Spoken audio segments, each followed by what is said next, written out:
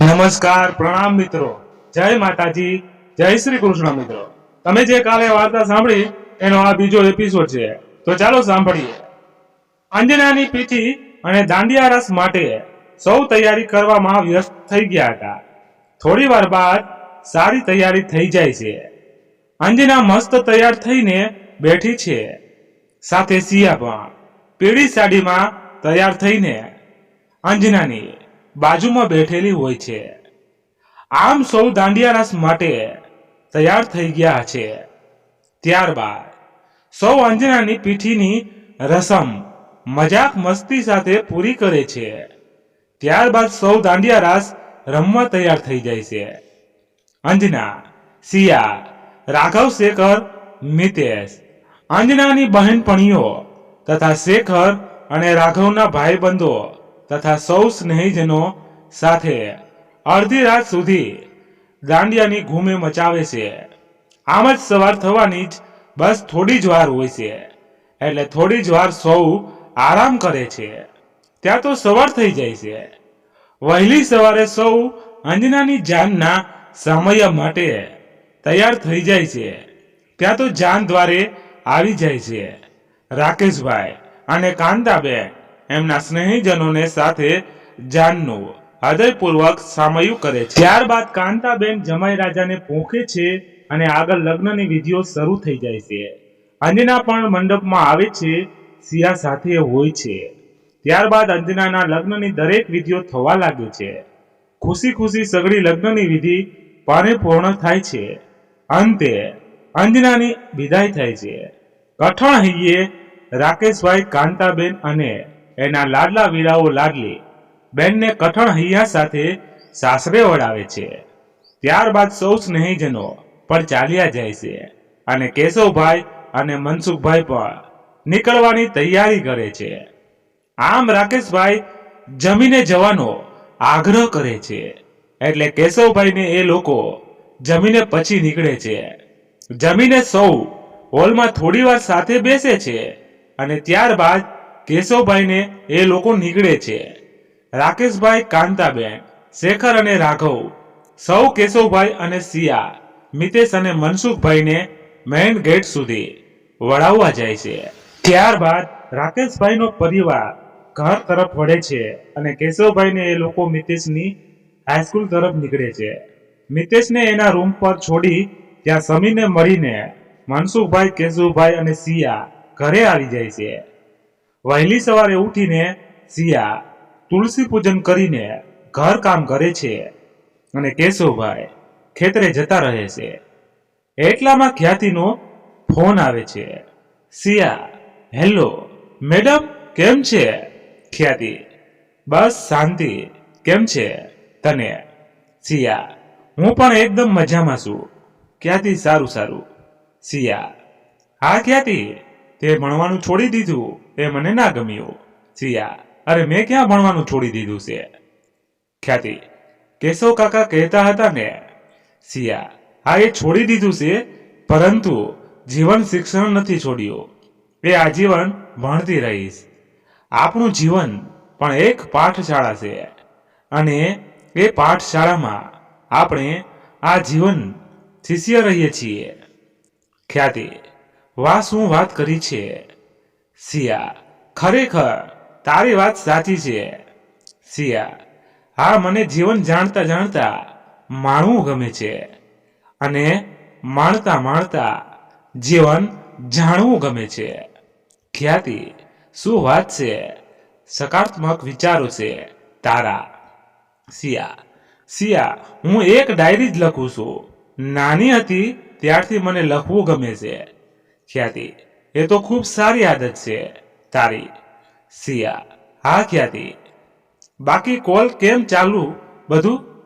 સિયા: બસ સાંજે આવ્યા છીએ અંજનાના લગ્ન કરીને. ખ્યાતિ: અરે વાહ, સારું સારું. સિયા: હો.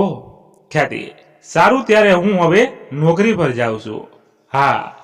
સિયા: હા, જય શ્રી કૃષ્ણ. ખ્યાતિ: જય શ્રી કૃષ્ણ.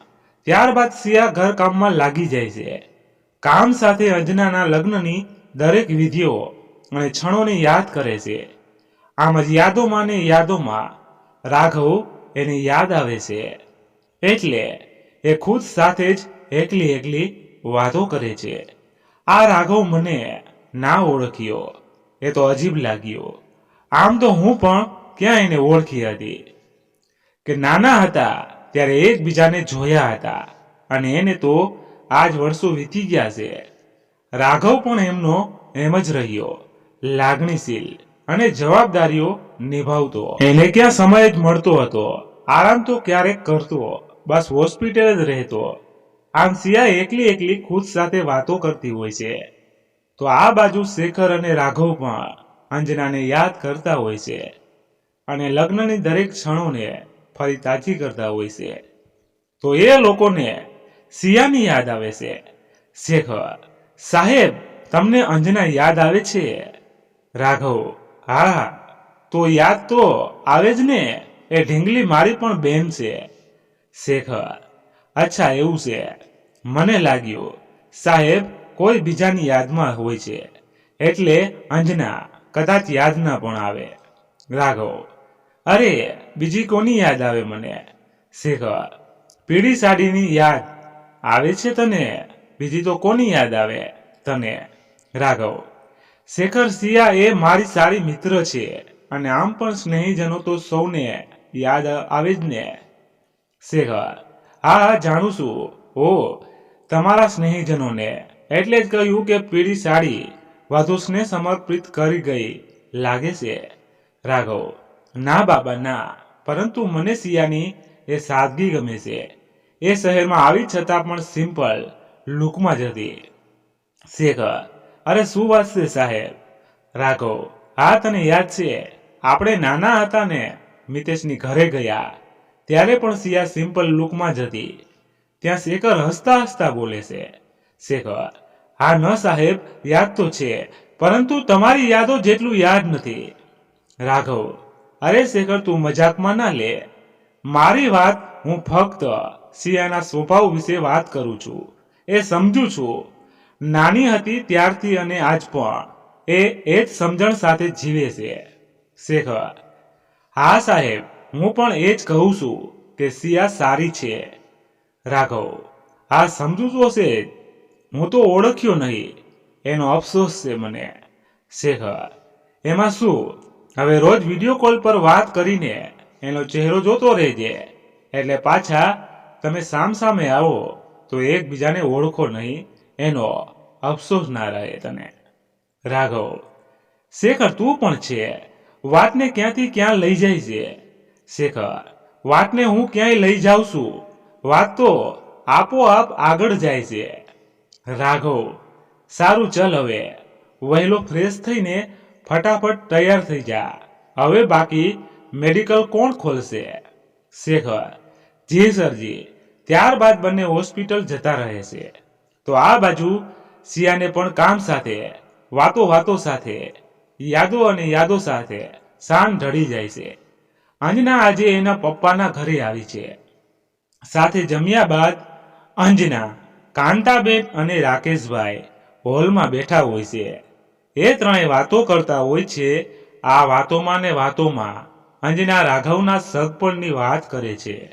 હજુ તો આ વાતો ચાલતી હતી ત્યાં તો શેખર અને રાઘવ પણ હોસ્પિટલેથી આવી જાય છે. રાઘવ અને શેખર પણ થોડી વાર બાદ ફ્રેશ થઈને જમ્યા બાદ હોલમાં આવે છે. શેખર અને રાઘવને જોઈને કાંતાબહેન અંજનાને કહે છે, આ આવ્યો રાઘવ, એને પૂછી લઈએ. અંજના: હા, તો સાહેબ રાઘવ, આપની પસંદ જણાવો. રાઘવ: પસંદ કઈ બાબતે? અંજના: અરે કઈ બાબતે હોય, છોકરી બાબતે પૂછું છું. રાઘવ: શું છે પણ હવે તમારે લોકોને એટલી ઉતાવળ, હજુ વાર છે.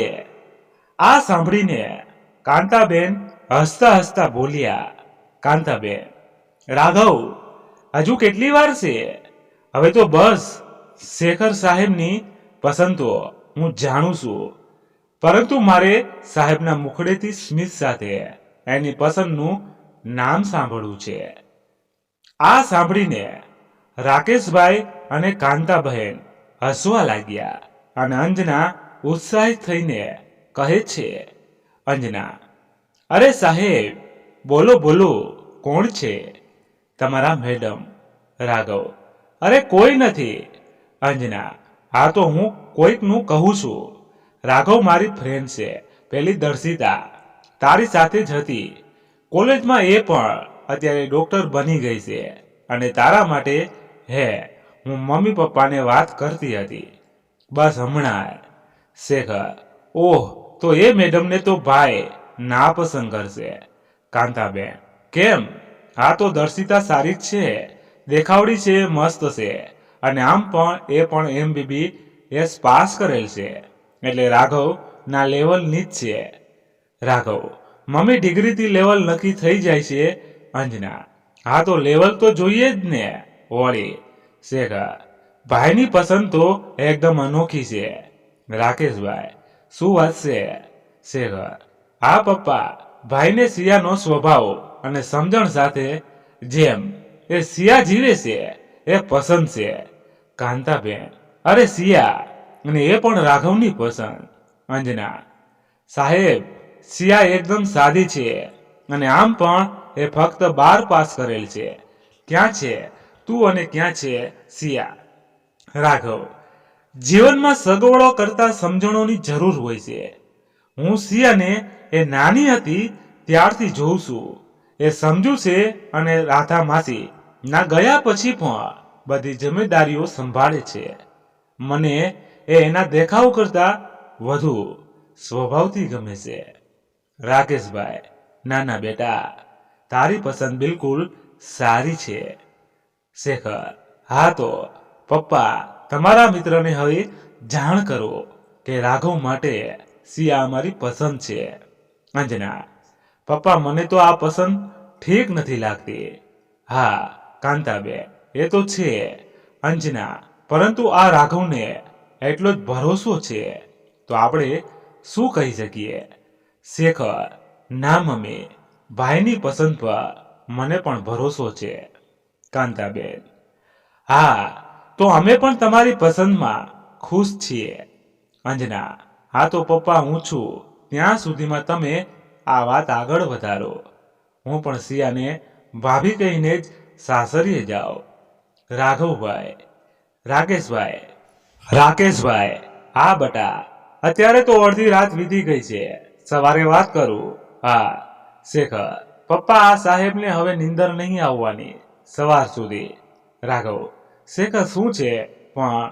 રાકેશભાઈ, ચલો સુઈ જઈએ એટલે સવાર થાય વહેલી, ત્યારબાદ સૌ હસતા હસતા સુઈ જાય છે. વહેલી સવારે કેશવભાઈ ગાયોને ચારો નાખે છે અને સિયા તુલસી પૂજન કરે છે. એટલામાં મનસુખભાઈ આવે છે. એટલે મનસુખભાઈ અને કેશવભાઈ ફળિયામાં બેઠા હોય છે. એટલામાં કેશવભાઈને કોઈનો ફોન આવે છે. કેશવભાઈ, આ કોણ બોલે છે? રાકેશભાઈ, કેશવ, હું રાકેશ બોલું છું. કેશવભાઈ, અરે બોલ બોલ વહાલા. રાકેશભાઈ, કેમ છે તું? કેશવભાઈ, એકદમ મજામાં છું. મનસુખ આવ્યો એટલે ફળિયામાં બેઠા. રાકેશભાઈ, સારું સારું, મનસુખ પણ છે. કેશવભાઈ, હા હા, સાંભળજે, એ પણ મનસુખભાઈ. કેમ છે રાકેશિયા? રાકેશભાઈ, બસ મજામાં હો. મનસુખભાઈ, આવો આવો સાહેબ, હવે તો આ બાજુ. રાકેશભાઈ, હા હા, આવું જ છે. કેશવભાઈ, સારું સારું, પધારો. રાકેશભાઈ, હા પધારવું તો છે, પરંતુ આ વખતે સ્નેહીજનોમાં એક શક પણ ઉમેરવું છે. કેશવભાઈ, એટલે હું સમજ્યો નહીં. મનસુખભાઈ, તું ના સમજ્યો પણ હું સમજી ગયો. કેશવભાઈ, અરે શું કયો છો તમે? રાકેશભાઈ, રાઘવ માટે સિયા અમારા પરિવારની પસંદ છે. મનસુખભાઈ, કેશલા, હવે તો સમજ્યો ને? કેશવભાઈ, અરે આ સમજ્યો, પણ રાકેશ, તમે ક્યાં અને અમે ક્યાં? રાકેશભાઈ, માણસાઈ મોટી છે કેશવ, અને એમાં પણ આપણે સરખા જ છીએ. કેશવભાઈ, હા એ તો બરોબર વહેલા, એ તો સાચી લેખની વાત, અને છોકરાઓને સામ સામે ગમે તો થાય, બાકી તારા જેવા સગા તો ભાગ્યશાળીને જ ભાગ્ય હોય છે. રાકેશભાઈ: અરે એવું થોડી ને હોય કાંઈ? મનસુખભાઈ: અરે સગા તો તમે બંને ખરેખર ભાગ્યશાળીને ભાગ્ય જ હોય. સારું સારું, તમારી દોસ્તીને એક સંબંધ વધારીને સાંકળી લ્યો. રાકેશભાઈ: હા હા, આવું જ છે, આવતા અઠવાડિયે. મનસુખભાઈ: સારું સારું, વહેલા પધારો એટલે અમને પણ લાડવા મળે. રાકેશભાઈ: હા એ છે. કેશવભાઈ: હા એ તો ઈશ્વરની કૃપા થશે તો જરૂર ખવડાવશું. રાકેશભાઈ: સારું તો મળીએ આવતા અઠવાડિયે. કેશવભાઈ: હા જરૂરથી પધારજો. ત્યારબાદ મનસુખભાઈ ઘરે જતા રહે છે. કેશવભાઈ આ બધી વાત સિયાને જણાવે છે. સિયા પણ મનમાં ખુશ થઈ જાય છે અને સાથે સાથે સવાલો પણ કરે છે. ક્યાં રાઘવ અને ક્યાં હું? આમ આ વાત મિતેશને પણ કેશવભાઈ જણાવે છે. એટલે મિતેશ કહે છે, હા બાપા, હું પણ એકાદ દિવસમાં આવીશ. આમ પણ ત્યારબાદ સૌ ફરી કામમાં વ્યસ્ત થઈ જાય છે. આ બાજુ સિયા પણ અનેક સવાલો ખુદને કરતી કામ કરે છે. તો આ બાજુ રાઘવ પણ હોસ્પિટલે ચહેરા પર હળવા સ્મિત સાથે કામમાં વ્યસ્ત હોય છે. આમ રોજ સવારથી સાંજ જાણે કે રાઘવ અને સિયા સમણા જોવામાં જ પસાર કરે છે. આ રીતે અઠવાડિયું વીતી જાય છે. વહેલી સવારે સિયા તુલસી પૂજન કરે છે. ત્યાં તો મિતેશ અને સમીર આવે છે. કેશવભાઈ પણ ત્યાં જ ફળિયામાં બેઠા હોય છે. મિતેશ અને સમીર સિયાની મસ્તી કરતા હોય છે. સિયા મેડમ, હવે સામાન પેકિંગ શરૂ કરી દો. તમારા મહેમાન આવે છે તમને લેવા. આમ સૌ હસતા હસતા સિયાને ખીજવે છે. ત્યારબાદ સિયા ઘરના કામમાં જોડાઈ જાય છે. આ બાજુ કાંતાબેન, રાકેશભાઈ, શેખર અને અંજના નીચે ગાડીમાં બેસીને રાઘવની રાહ જોઈ છે. એટલામાં રાઘવ આવે છે તો શેખર પણ રાઘવની મસ્તી કરે છે. કહે છે, સાહેબ આજ તો ઉતાવળ હોવી જોઈએ. આમ મજાક મસ્તી સાથે સૌ ત્યાંથી નીકળે છે સિયાના ઘરે આવવા માટે. કેશવભાઈ મિતેશને મનસુખભાઈને બોલાવવાનું કહે છે. એટલે મનસુખભાઈ પણ આવી જાય છે. ત્યારબાદ શારદાબા પણ આવી જાય છે. આમ સિયાના ઘરે પણ મહેમાનના આગમનની સંપૂર્ણ તૈયારી થઈ ગઈ છે. એટલામાં મહેમાન પણ આવી જાય છે. કેશવભાઈ અને મનસુખભાઈ દરવાજા પર આવી જાય છે. ત્યાં રાકેશભાઈ સહપરિવાર સાથે ગાડીમાંથી બહાર નીકળે છે. ત્યારબાદ કેશવભાઈ હૃદયપૂર્વક સૌને આવકારે છે અને ત્યારબાદ સૌ ઘરે આવે છે. મિતેશ અને સમીર પણ રાઘવ અને શેખરને ગળે લાગીને મળે છે. ત્યારબાદ સૌ ફળિયામાં બેઠા હોય છે. એટલામાં સિયા બધાને પાણી આપવા આવે છે અને સૌને આવકારે છે. ત્યારબાદ કાંતાબેન સૌની સમક્ષ રાઘવ માટે સિયાની વાત કરે છે. એટલે શારદાબા કહે છે, શારદાબા, આ ઢીંગલી પણ ભાગ્યશાળી છે કે જેને તમારા જેવું સાસરિયું મળે છે. મનસુખભાઈ: હા હા, સિયા તો નસીબદાર ખરી જ, પણ આ પરિવાર મોટો ભાગ્યશાળી કે જેના ઘરની વહુ આ સમજુ ઢીંગલી બનશે. કેશવભાઈ: આ બધી તો લેખની વાત છે અને આમ પણ ઈશ્વરની કૃપા છે કે અમને રાકેશ જેવો ભેરું મળ્યો છે. મનસુખભાઈ: હા હા, હવે ઈશ્વરની અસીમ કૃપા છે એટલે તમે બંને વેવાઈ બનવાના છો. આ સાંભળીને સૌ હસવા લાગ્યા. એટલામાં સિયા ચા લઈને આવે છે એટલે સૌ સાથે ચા પીવે છે. ત્યારબાદ કેશવભાઈ રાઘવને પૂછે છે.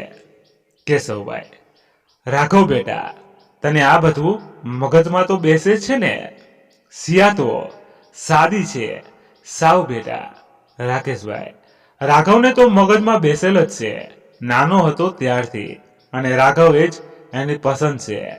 સિયાએ વાત અમને કરી છે. આમ રાઘવ સાથે અમારો સહ પરિવાર સહમત છે જો આ સંબંધ થાય તો રાઘવ: હા, હું પણ સહમત છું. મનસુખભાઈ: અરે વાહ, આ તો સોનાની પીળું થઈ ગયું ને. રાકેશભાઈ: ઢીંગલી, તારું શું કહેવું છે? સિયા: તમને બધાને મગજમાં બેસતું હોય તો મારી પણ હાથ છે. કાંતાબેન: હા સિયા. શેખર હસતા હસતા કહે છે. શેખર: હા સાહેબ અને મેડમ, તમને કોઈ સવાલ હોય તો સામે સામે તમે બહાર જઈને વાત કરી શકો. રાઘવ: ના ના, બે ઘડીની વાતો અને શરતો પર સંબંધો ના જોડાય.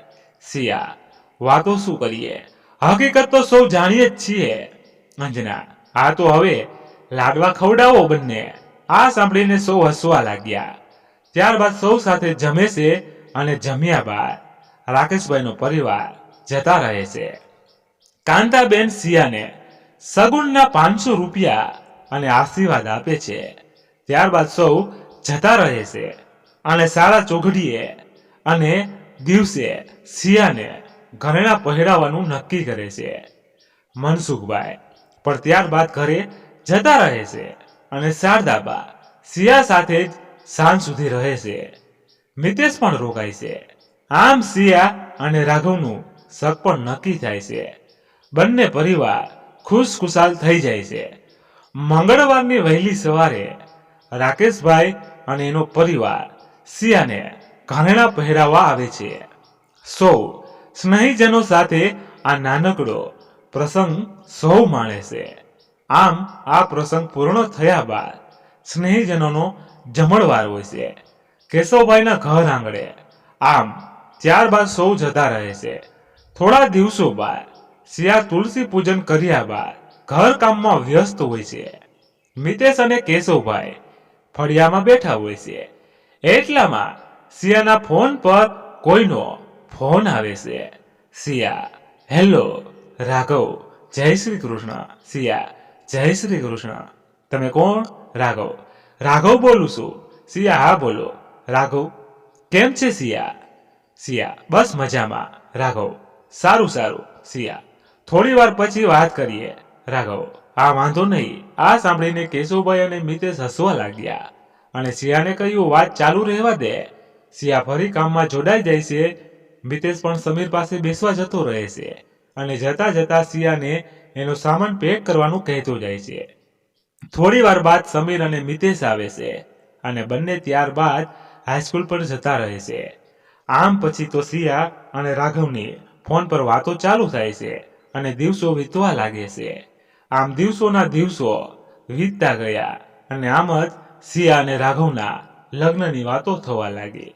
કેશવભાઈ અને રાકેશભાઈની એક દિવસ ફોન પર વાત થાય છે અને સિયા અને રાઘવના લગ્નની તારીખ નક્કી કરવાનું કહે છે. રાઘવ અને સિયા ના લગ્નની તારીખ 6 મહિના બાદ નક્કી થાય છે. બંને પરિવાર ખુશખુશાલ થઈ જાય છે અને સિયા અને રાઘવના લગ્નની વાતો અને તૈયારીઓ ઉત્સાહ સાથે કરવા લાગ્યા.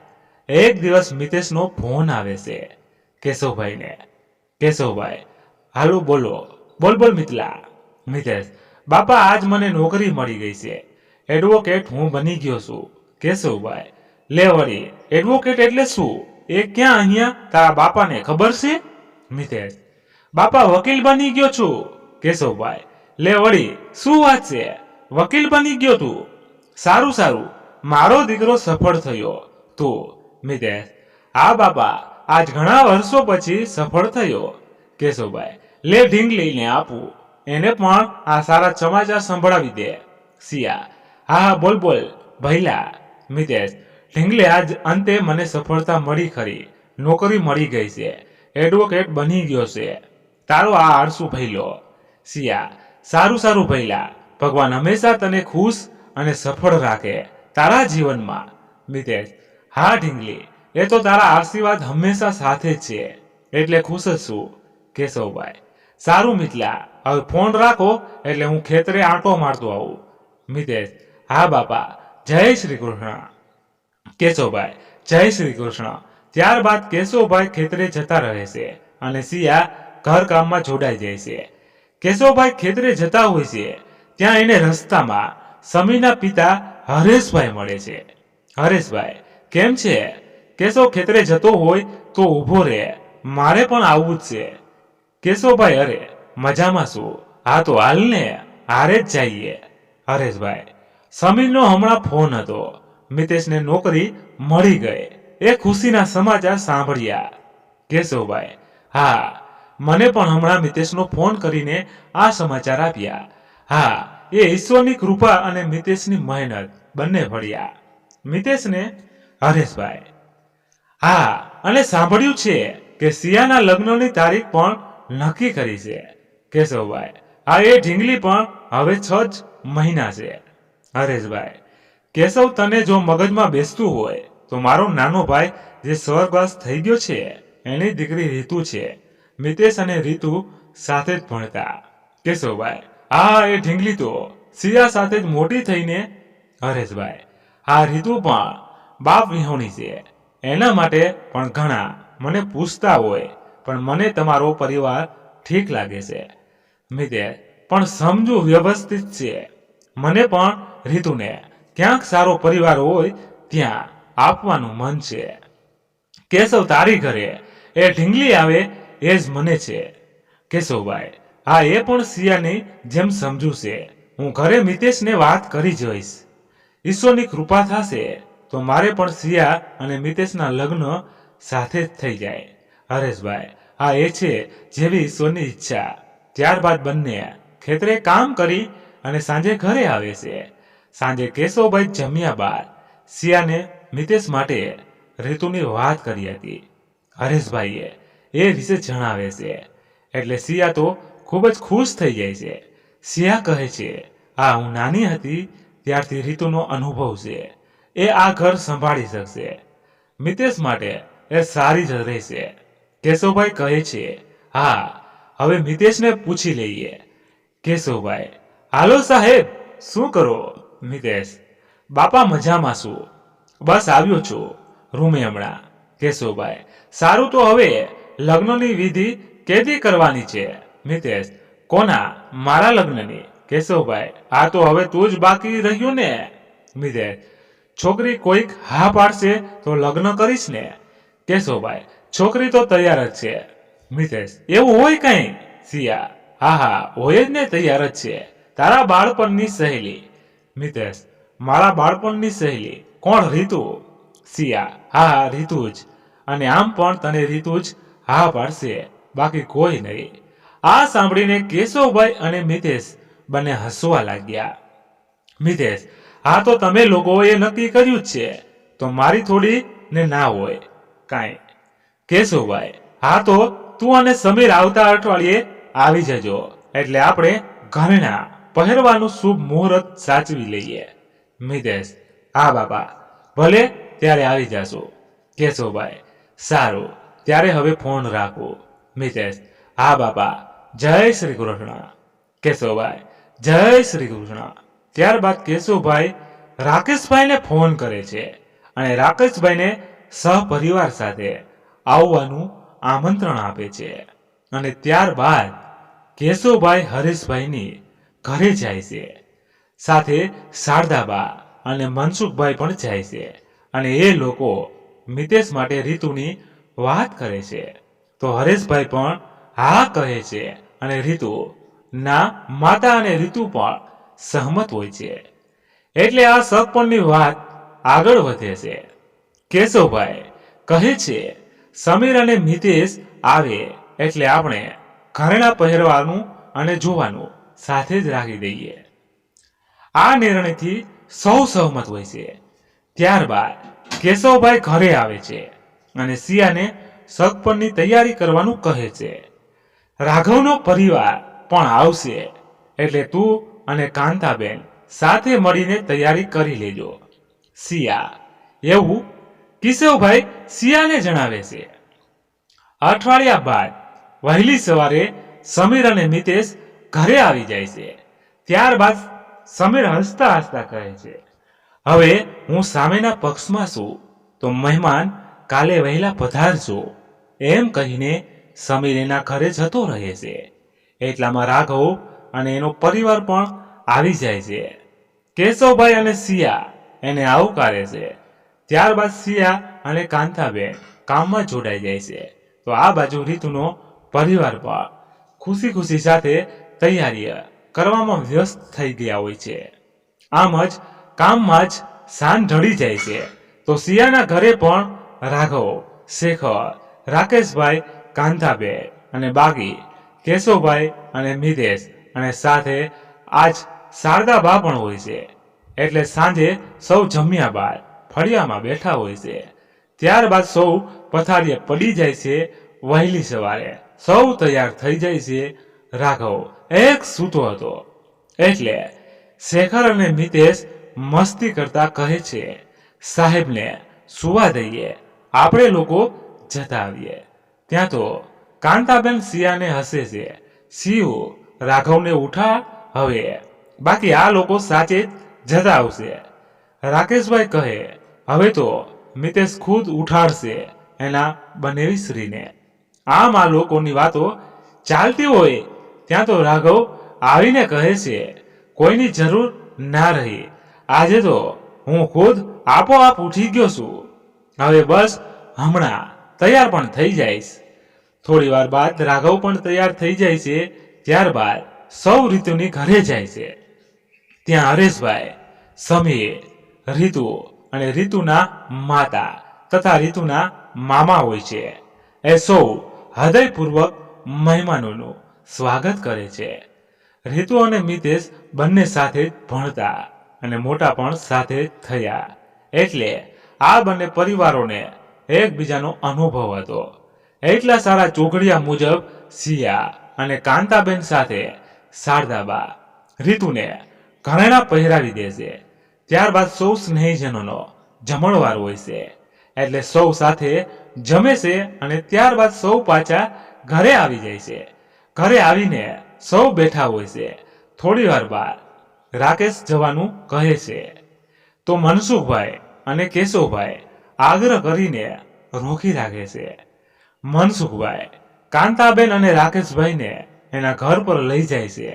તો શારદા પણ સાથે જ જાય છે. એ લોકો મનસુખભાઈની ઘરે જતા રહે છે. ત્યારબાદ કેશુભાઈ મિતેશને ખેતરે જવાનું કહે છે. તો મિતેશ સિયા, રાઘવ અને શેખરને પણ સાથે લઈ જાય છે. આ લોકો ખેતરે જતા હોય છે. તો મનસુખભાઈ એના ઘરની બહાર કોઈ સાથે ફોન પર વાત કરતા હોય છે. એટલે એ ઈશારાથી મિતેશને બોલાવે છે અને પૂછે છે, મનસુખભાઈ, મિતેશ, તમે લોકો ક્યાં જાઓ છો? મિતેશ, કાકા ખેતરે જઈએ. મનસુખભાઈ, સારું સારું, જતા આવો. પણ હા, હમણાં જ હું કેશવને ફોન કરી રહ્યો હતો. આજ સાંજે આપ સૌનો જમણવાર મારી ઘરે છે. મિતેશ, અરે એવું હોય કઈ કાકા. શેખર, હા હા, પપ્પાના મિત્રની ઘરે એમને. મનસુખભાઈ, હા બિલકુલ સાચું બોલ્યો. અને હા જમાઈ રાજા, તમે પણ હો. રાઘવ, હા હા આવશું જ ને. ત્યારબાદ સૌ ખેતરે જાય છે. શેખર અને મિતેશ બંને હસતા હસતા રાઘવ અને સિયાને કહે છે, હવે તમે લોકો થોડી વાર સાથે બેસો તો મહેરબાની રહેશે તમારી. આમ કહીને એ લોકો આગળ જતા રહે છે. રાઘવ અને સિયા ત્યાં એક મોટા વડલાના વૃક્ષ નીચે બેઠા હોય છે. રાઘવ, સિયા, ગામડાનું આ કુદરતી વાતાવરણ કેટલું શાંતિમય હોય છે. એક હળવાશ અનુભવીએ અહીં તો. સિયા, આ એ છે, અહીં સગવડો ના હોય પણ શાંતિમય વાતાવરણને અનુભવી શકીએ. રાઘવ, આ સિયા, સાચી મજા તો આ કુદરતી સૌંદર્યની માણી શકાય. સિયા, અચ્છા, તો રાઘવ, તને શહેરી માહોલ કરતા ગામડું ગમે છે? રાઘવ, હા, અને હા, સાદગી ભર્યું જીવન અને સાદગી ગમે છે મને. સિયા, રાઘવ, આપણે બંને તો સાવ અલગ છીએ, અલગ વાતાવરણમાં ઉછરેલા છીએ. રાઘવ, આ તો શું થયું? સિયા, ના, મને લાગે છે આપણે અલગ છીએ. અને હા રાઘવ, હું તારી પસંદ છું એ તો ઠીક છે, પરંતુ તારી સમક્ષ નથી. તું એક મોટો ડોક્ટર છે અને હું. રાઘવ, અરે સિયા, એટલો સંકોચ મનમાં ના રાખ. તું આપણે અલગ નથી, સરખા છીએ. હું પહેલા એક માણસ છું, પછી ડોક્ટર, અને સિયું માણસાઈ. અને સમજદારીમાં તારું સ્નાન બહુ ઉપર છે. સિયા: હા રાઘવ, એ હૈસે કદાચ, પરંતુ તારી જેમ સમજદાર જ આ બધું સમજે છે. રાઘવ: સિયા, તું સંકોચ વગર જીવતા છે. સિયા: તું નાની હતી ત્યારથી હું તને જોઉં છું. તું સમજુ છે અને ખુદ કરતા વધારે બીજા માટે જીવે છે.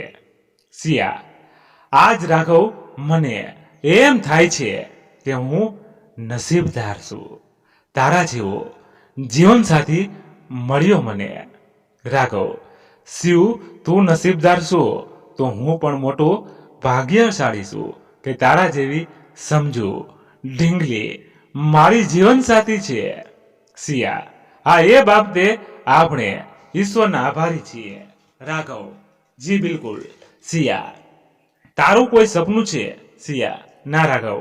અરે કેમ, આટલી મસ્ત જિંદગી છે તો સપનું તો હોવું જોઈએ. સિયા: ના, મારું કોઈ સપનું નથી. રાઘવ: હા શિવ, હું જાણું છું કે તારું કોઈ સપનું નથી. કેમ કે ઢીંગલી, તું નાની હતી ત્યારથી જ જિમ્મેદારીઓ નિભાવતી આવી છે અને એક સમજુ ઢીંગલી બનીને હજુ પણ જીવે છે. આ સાંભળીને સિયાની આંખમાં જળજળિયા આવી જાય છે. એટલે રાઘવ એના કપાળ પર ચુંબન કરીને એના ખંભા પર સિયાનું માથું ટેકાવીને સિયાને કહે છે: રાઘવ, શિવ, તું એટલે જ મારી પસંદ છે અને મારું એક જ સપનું છે કે મારી આ સમજુ ઢીંગલીને જીવિત કરવી. શિવ, જિંદગીને સમજીને જીવવાની છે અને જીવીને સમજવાની છે. તું ફક્ત સમજે છે એટલે મારે તને જીવત કરવી છે. સિયા: રાઘવ, આજ તારો આટલો સંગાત જ મને જીવિત કરે છે. આમ બંને વાતોમાં હોય છે ત્યાં પાછળ મિતેશ અને શેખર આવીને હસવા લાગે છે અને કહે છે: હેલો સાહેબજી, મેડમજી, હવે અમને લોકોના પેટમાં ઉંદર દોડે છે. તમને તો તમારી પ્રેમભરી વાતોથી પેટ ભરાઈ ગયા લાગે છે. હવે અમારું કાંઈક વિચારો. આ સાંભળીને રાઘવ અને સિયા ખડખડાટ હસવા લાગે છે. ત્યારબાદ સૌ મનસુખભાઈના પત્ની રમાબહેન સાથે રસોઈ બનાવે છે. ત્યારબાદ સૌ સાથે જમે છે. જમ્યા બાદ સૌ અડધી રાત સુધી વાતો કરે છે મનસુખભાઈના ઘરે ફળિયામાં બેઠા બેઠા. ત્યારબાદ સૌ સિયાના ઘર પર આવે છે અને થોડી વાર સૌ સાથે બેસીને પછી પથારીએ પડી જાય છે. વહેલી સવારે સૌ ઉઠીને નાહી ધોઈને તૈયાર થઈ જાય છે. ત્યારબાદ સિયા તુલસી પૂજન કરે છે અને ત્યારબાદ સૌ સાથે શિરામણ કરે છે. ત્યારબાદ રાકેશભાઈને એ લોકો નીકળી જાય છે. રાઘવ પણ સિયાને એક હળવું સ્મિત આપીને ગાડીમાં બેસી જાય છે. મિતેશ પણ જતો રહે છે. એટલે કેશવભાઈ કહે છે, પાછો વહેલો આવી જજે, તારા લગ્નની તારીખ પણ નક્કી કરી લઈએ. આમ સૌ ફરી કામમાં જોડાય છે. આ બાજુ રાઘવનું પરિવાર લગ્નની તૈયારીઓ શરૂ કરી દેશે તો આ બાજુ સિયા પર શારદાબા સાથે મળીને લગ્નની તૈયારીઓ શરૂ કરી દેશે. શેખર અને રાઘવ તો હોસ્પિટલે વ્યસ્ત થઈ ગયા છે. મિતેશ પણ એડવોકેટ બની ગયો છે એટલે એ પણ નોકરી પર જતો રહ્યો. સિયા અને આ બાજુ રીતુ તૈયારીઓ શરૂ કરી દે. આમ તો દિવસોના દિવસો વીતતા ગયા. એકાદ અઠવાડિયા બાદ હરેશભાઈ અને કેશવભાઈ તથા સાથે મનસુખભાઈ મળીને મિતેશ અને રીતુના લગ્નની તારીખ નક્કી કરે છે. મિતેશને રજા ન હોવાથી એ ના આવી શક્યો. આમ મિતેશ અને સિયા બંને ભાઈ બહેનના લગ્નની તારીખ નક્કી થઈ જાય છે. એટલે કામ સાથે સૌ લગ્નની તૈયારીઓ શરૂ કરી દે છે. 6-7 મહિના બાદ આજ સૌ સ્નેહીજનોના કલવડથી સિયાનું ઘર ગુંજી રહ્યું હતું. મિતેશ પણ આવી ગયો હતો અને રાઘવ પણ એના પરિવાર સાથે આવી જાય છે. આજ મિતેશની સગાઈ હોય છે તો સૌ સ્નેહીજનો સિયાની ઘરે આવ્યા છે. વહેલી સવારે સિયા પણ મસ્ત તૈયાર થઈ જાય છે. સૌ સ્નેહીજનો આવી જાય છે એટલે સૌ સાથે મિતેશની સગાઈ માટે જાય છે. ત્યાં રીતુનો પરિવાર હૃદયપૂર્વક મહેમાનોનું સ્વાગત કરે છે. ત્યારબાદ શુભ મુહૂર્ત સાથે રીતુને સગાઈની ચૂંદડી ઓઢાડીને આ શુભ પ્રસંગનો સૌ માણે છે. ત્યારબાદ સૌ સ્નેહીજનોનું સાથે જમણવાર હોય છે અને સગાઈ પછી મિતેશનું લગ્ન પણ મોકલે છે. આમ સિયાના ઘરે પાછા આવી સૌ સ્નેહીજનો સાથે મિતેશનું લગ્ન વધાવે છે. આમ પછી રોજ સાંજે મિતેશના લગ્ન ગીત સાથે 2 દિવસ સૌ દાંડિયા રાસની ધૂમ મચાવે છે. વહેલી સવારે રાઘવ મિતેશનો અણવર બને છે અને મિતેશનો માંડવો હોય છે. સૌ સાથે આ રસમો માણે છે. ત્યારબાદ જમણવાર હોય છે અને પછી પીઠીની રસમ સૌ મજાક મસ્તી સાથે માણે છે અને રાતે અડધી રાત સુધી દાંડિયા દાસની ધૂમ મચાવે છે. રાઘવ અને સિયા પણ આ પ્રસંગની દરેક ઘડીને હળવા સ્મિત સાથે માણે છે.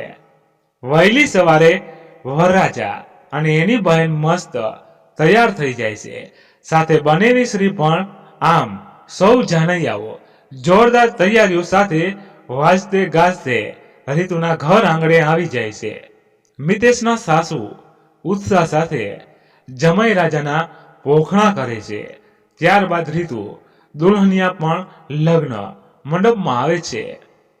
ત્યારબાદ લગ્નની દરેક વિધિઓ સાથે અને સ્નેહીજનોના આશીર્વાદ સાથે મિતેશ અને રીતુના લગ્ન થાય છે. અંતે બાપ વિહોણી ઢીંગલી રીતુની વસમી વિદાય થાય છે અને આ બાજુ જાનૈયા જોરદાર ઉત્સાહ સાથે અને વાજતે ગાજતે જાન ઘરે આવી જાય છે. ત્યારબાદ સિયા અને સિયાની સહેલીઓ ભાભીનું સ્નેહભર્યું સ્વાગત કરે છે. આમ જ સાંજ ઢળી જાય છે. આ દિવસે સૌ સ્નેહીજનો સિયાની ઘર પર રોકાય છે. વહેલી સવારે સિયા તુલસી પૂજન કર્યા બાદ સૌ સ્નેહીજનોનું શિરામણ તૈયાર કરે છે. ત્યારબાદ સૌ સ્નેહીજનો સાથે શિરામણ કરી અને જતા રહે છે. સાથે રાઘવનો પરિવાર પણ જવા નીકળે છે, કેમ કે 2 દિવસ બાદ સિયા અને રાઘવની સગાઈ અને પછી લગ્ન હોય છે. ત્યારબાદ સૌ સિયાના લગ્નની તૈયારીઓ શરૂ કરી દે છે. આ બાજુ રાઘવનો પરિવાર પણ તૈયારી કરવામાં વ્યસ્ત થઈ જાય છે. મિતેશ અને રીતુ પણ એના લગ્ન જીવનની શરૂઆત કરે છે. કેશવભાઈ પણ ખુશ છે અને હૃદયમાં સિયાની માતાના સંસ્મરણો તાજા અને આંખમાં આંસુઓ છુપાવતા મુખડા પર સ્મિત રાખી અને સિયાના લગ્નની તૈયારીઓ કરે છે. સિયાની સહેલીઓ પણ સિયા સાથે જ રહે છે અને દરેક કામમાં જોડાઈ જાય છે. રીતુ ભાભી પણ સિયાને મદદરૂપ થાય છે. એટલામાં શારદાબા પણ આવે છે. શારદાબા રાધાબેનને યાદ કરી અને કઠણ હૈયા સાથે સિયાની તૈયારી કરવામાં મદદરૂપ થાય છે.